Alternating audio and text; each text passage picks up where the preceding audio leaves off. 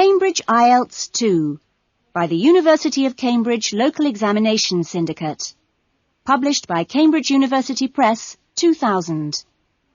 This recording is copyright. Cassette 2, Side 1. Test 3. You will hear a number of different recordings, and you will have to answer questions on what you hear. There will be time for you to read the instructions and questions, and you will have a chance to check your work. All the recordings will be played once only.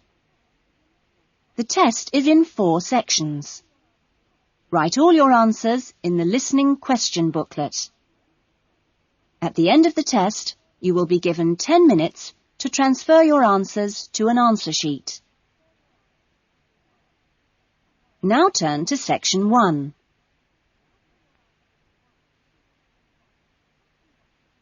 Section 1. You will hear someone being asked their opinion of a new television station. First, you have some time to look at questions 1 to 4.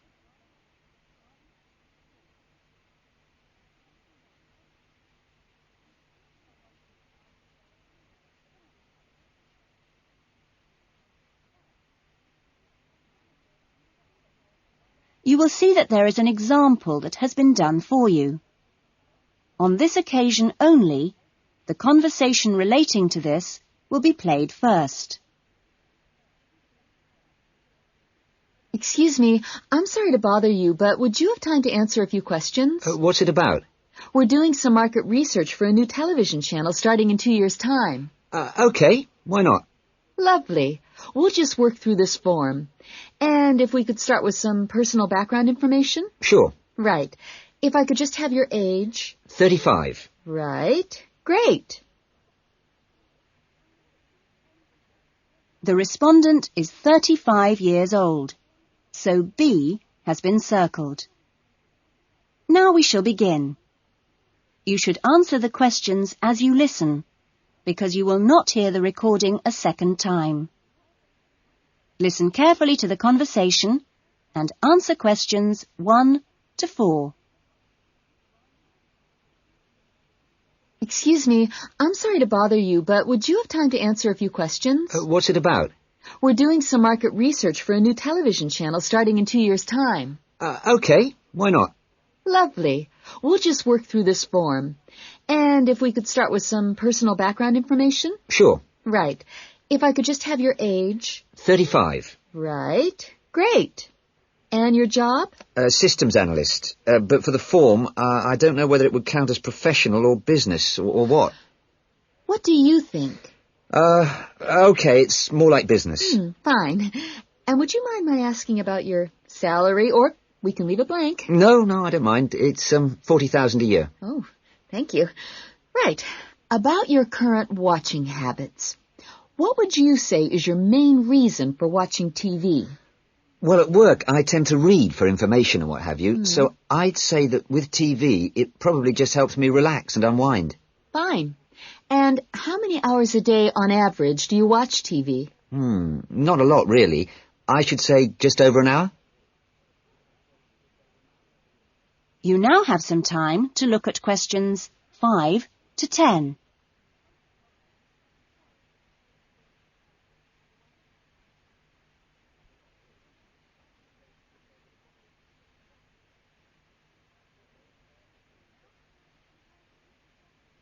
Now listen carefully and answer questions 5 to 10. So what are the 2 main times of the day that you watch TV? Well, a little around breakfast time, and then it tends to be really late, 11 or even midnight, when I finish work. And what sort of programs do you go for?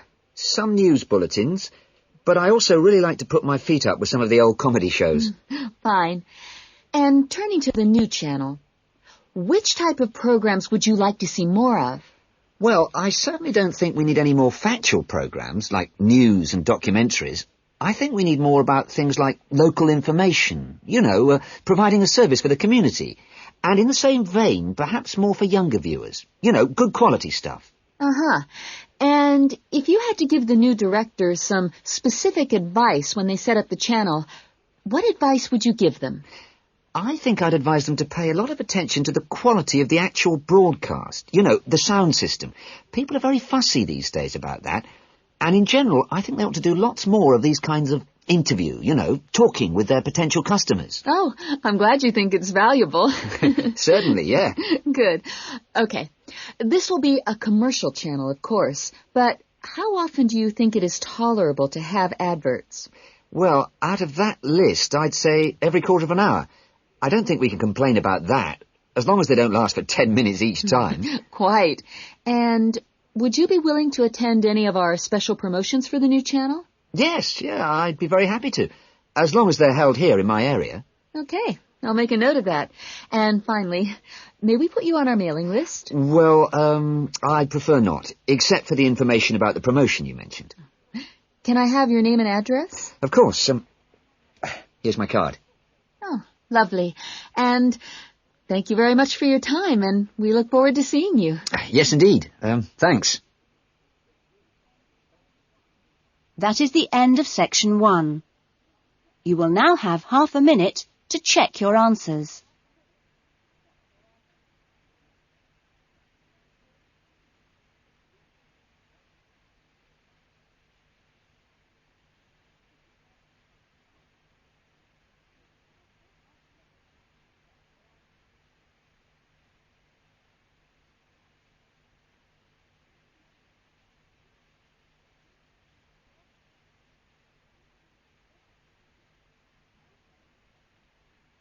Now turn to section 2.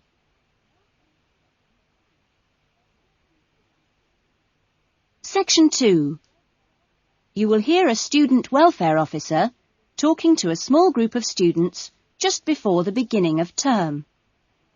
First, you have some time to look at questions 11 to 16.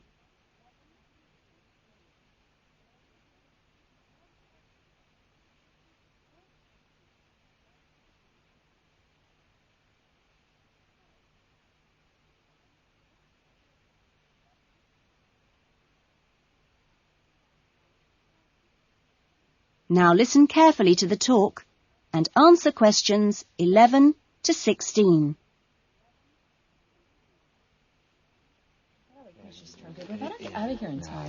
Okay. Well, good morning, everybody. My name's Elizabeth Reed, and I'm your Assistant Welfare Officer.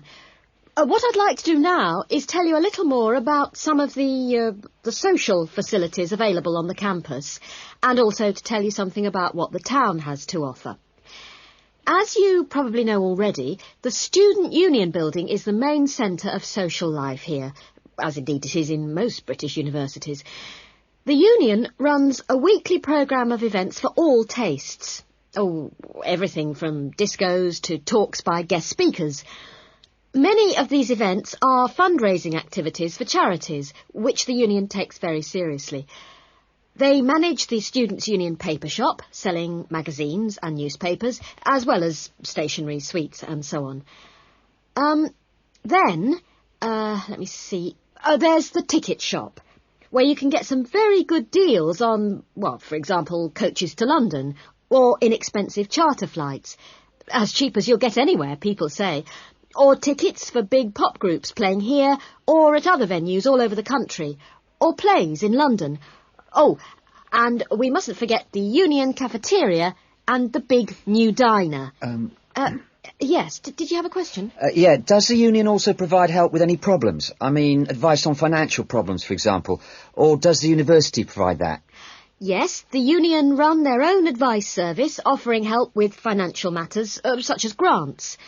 I'm sure you realise anything medical should be discussed with the University Medical Service, which also has an excellent counselling centre. I think that was made clear yesterday. However, the Union has its own officer who can give advice on legal problems. You now have some time to look at questions 17 to 20.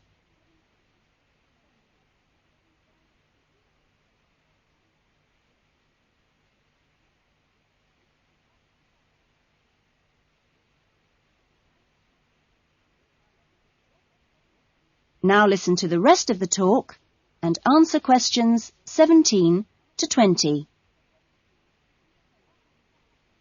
Now, on to Radford. For a town of its size, Radford has some unusually good leisure and community facilities and has quite a good shopping centre with an interesting range of shops. As you go into Radford, there's a new, well, quite new, Olympic-sized swimming pool. That's on the outskirts at a place called Renton. Above the pool, there's a high-tech fitness centre. Are there any ice skaters here? No? Oh, pity. The facilities for ice skating are excellent. Well, the new Metro Tower, right in the centre of town, has got an ice rink and a sports hall for squash, badminton, volleyball and several other indoor sports. And in the same building, there's a new cinema with 6 screens. Then, let me see, in the main square, just 2 minutes' walk from the Metro Tower, there's the Theatre Royal, which often gets London productions on tour. And in the streets nearby, you can find a good range of inexpensive restaurants, including Indian, Chinese, Thai and Italian. That is the end of section 2. You will now have half a minute to check your answers.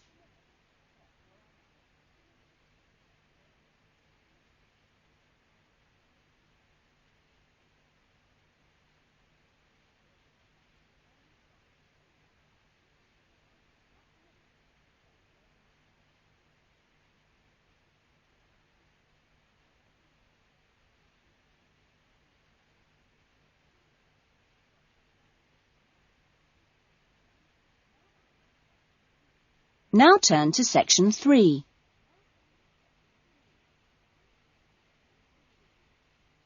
Section 3. You will hear a tutor, Dr. Simon, talking to some of his students about writing a dissertation. First, you have some time to look at questions 21 to 26.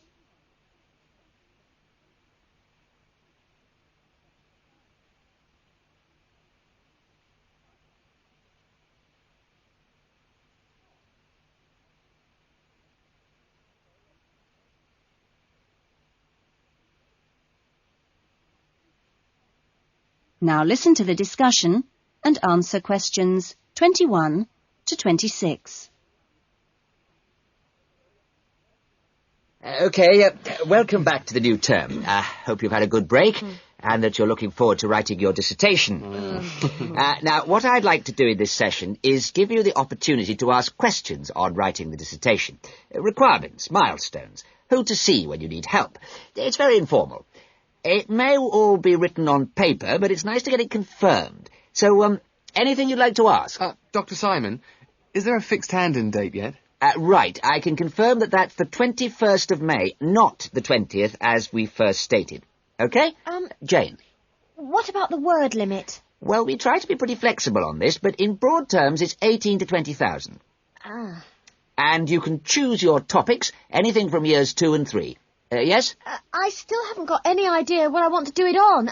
Who... Well, you should see your course tutor to agree on your final title, and you should also be aware that there's a special programme running on research methods for anyone who wants some extra help on that. Can I just check on the deadlines for everything? Yes, sure. Look, let me write it on the board. When the different stages have to be completed. First of all, you've got to work on your basic bibliography. And that's due into your course tutor by the 31st of January, which is just 2 weeks away, so you'd better get a move on that. Do we have to have our own draft plan by then? No, your draft plan is due on the 7th of February, which is a week later, so that should give you plenty of time. And when do we have to be doing the research? That's over a 1-month period, essentially February to March. And the write-up? Well, you can't really get going on your writing until you've got quite a bit of the research done. So that's really March to May, with the hand-in date on the 21st.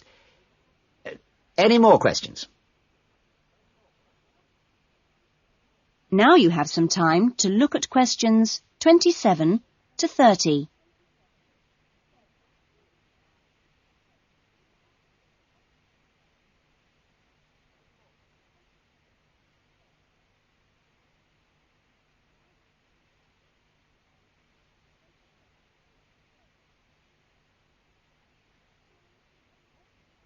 Now listen to the rest of the discussion and answer questions 27 to 30.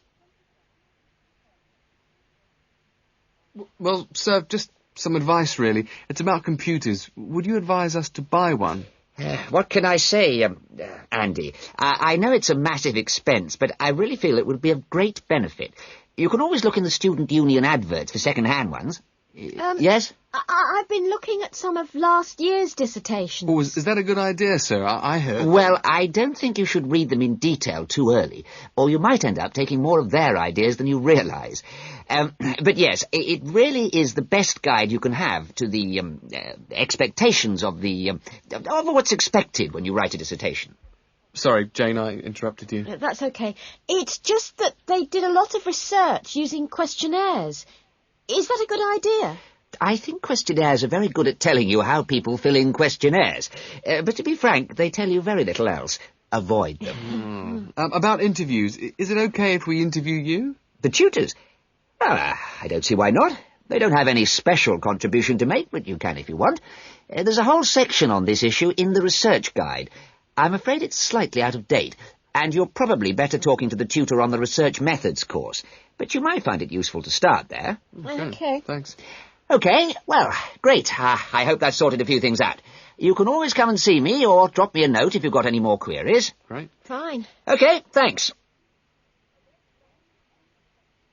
That is the end of section 3. You will now have half a minute to check your answers.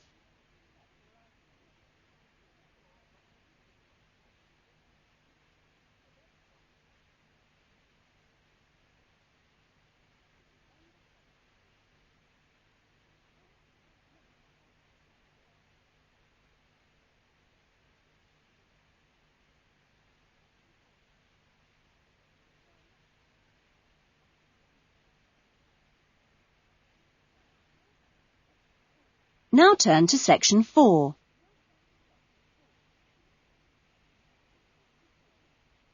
Section 4.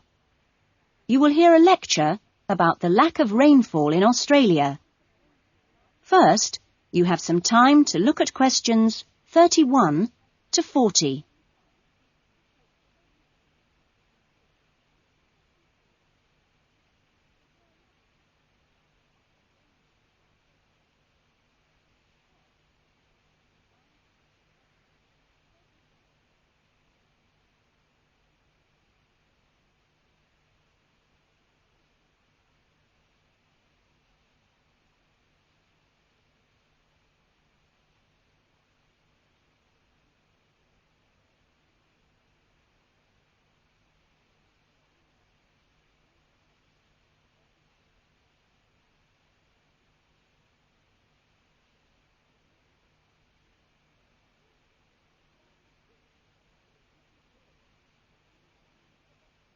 Now listen to the lecture and answer questions 31 to 40. Good morning. This morning, we are continuing our look at Australia and its natural problems. Actually, dryness, or aridity, as it is generally called by geographers, is probably the most challenging of Australia's natural problems. And so it's very important in this course for you to have a good understanding of the subject. For Australia, water is a precious resource, and its wise management is of the greatest importance.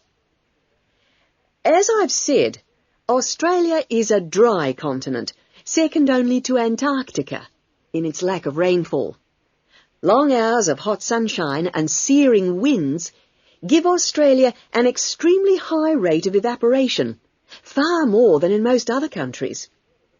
It's estimated that approximately 87% of Australia's rainfall is lost through evaporation, compared with just over 60% in Europe and Africa, and 48% in North America. You generally think of Africa as being a very hot and dry place, but it's not in comparison with Australia. In many parts of Australia, standing water, that is, dams, puddles and so forth, dry up rapidly, and some rainfall barely penetrates the soil. The reason for this is that the moisture is absorbed by thirsty plants. Some parts of Australia are dry because rainwater seeps quickly through sandy soils and into the rock below. In parts of Australia, this water, which seeps through the sandy soil, collects underground to form underground lakes. Water from these subterranean lakes can be pumped to the surface and tapped, and so used for various purposes above the ground. In fact, extensive underground water resources are available over more than half of Australia's land area. But most of the water is too salty to be used for human consumption or for the irrigation of crops. However, most inland farmers do rely on this water for watering their animals and, where possible, to a lesser extent, for irrigation. Underground water can flow very large distances and can be kept in underground reservoirs for a very long time. Water from these underground reservoirs bubbles to the surface as springs in some parts of the country, and these rare sources of permanent water were vital to early explorers of inland Australia and to other pioneers last century who used the springs for survival. But in many places, levels have fallen drastically through continuous use over the years. This has necessitated the pumping of the water to the surface. Remarkably, underground water sources in Australia supply about 18% of total water consumption. So you can see it's quite an important source of water in this dry land. So, most of the consumption of water in Australia comes from water which is kept above ground. More than 300 dams regulate river flows around the country. The dams store water for a variety of functions. The rural irrigation of crops, without which many productive areas of the country would not be able to be farmed. The regulation of flooding, a serious problem which will be dealt with later in the course. And last but not least, the harnessing of the force of gravity for the generation of electricity. That is all we have time for this morning, but you'll be able to do further study on this important area in the library. I have a handout here with references on the subject, so if you're interested, please come up to the desk and take a copy. Next week's lecture is a case study of an outback farm, and it'll be going into detail about some of the problems we've discussed here. That is the end of section 4. You will now have half a minute to check your answers.